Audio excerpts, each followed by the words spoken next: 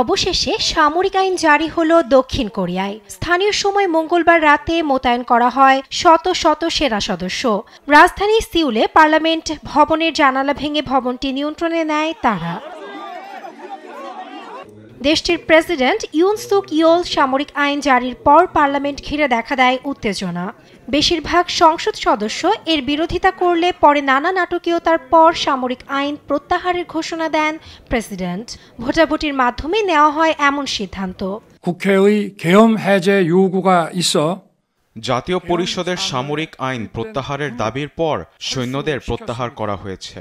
আমি জাতীয় পরিষদের দাবি মেনে নিয়ে মন্ত্রিসভার বৈঠকের মাধ্যমে সামরিক আইন তুলে নেব। রাষ্ট্রবিরোধী শক্তি দমন করার জন্য জরুরি ভিত্তিতে সামরিক আইন জারি করা হয় দাবি প্রেসিডেন্টের। জাতির উদ্দেশ্যে দেওয়া ভাষণে তিনি বলেন, উত্তর কোরিয়ার কমিউনিস্ট বাহিনীর হুমকি থেকে সুরক্ষা দিতে আইনটি জারি করেছেন তিনি। তবে চাপের মুখে পড়ে সামরিক আইন প্রত্যাহারের ঘোষণা দিতে বাধ্য হন এ প্রেসিডেন্ট। সামরিক আদেশ জারির কারণে পার্লামেন্ট সদস্যদের বিরোধিতার মুখে পড়েন তিনি। পার্লামেন্টে আইনটি বাতিলের পক্ষে বেশি শতাংশ ভোট পড়লে সামরিক আইন বাতিলের অনুরোধ করেন প্রেসিডেন্ট দলের মুখপাত্র বে জুন ইয়ং। এখন জাতীয় পরিষদ সামরিক আইন প্রত্যাহারের পক্ষে ভোট দিয়েছে। আমি রাষ্ট্রপতিকে তা গ্রহণের অনুরোধ জানাচ্ছি, যাতে যত তাড়াতাড়ি সম্ভব সামরিক আইন প্রত্যাহার করা যায়।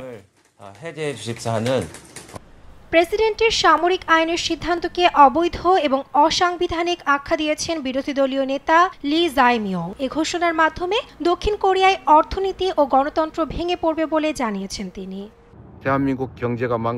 শীঘ্রই ট্যাঙ্ক, বন্দুক ও ছুরিসহ সৈন্যরা এদের শাসন করবে। রাষ্ট্রপতি ইউন সুক ইয়োলের সামরিক আইন বেআইনি, অসাংবিধানিক এবং নাগরিক বিরোধী ঘোষণা। প্রেসিডেন্ট ইয়োলের ঘোষণাকে ঘিরে পুরো দক্ষিণ কোরিয়া জুড়ে দেখা দিয়েছে বিক্ষোভ। তবে সামরিক আইন প্রত্যাহারের ঘোষণার পর পরিস্থিতি এখনও নিয়ন্ত্রণের বাইরে। নিউজ ডেস্ক, দেশ টিভি। 어제 실행된 것입니다.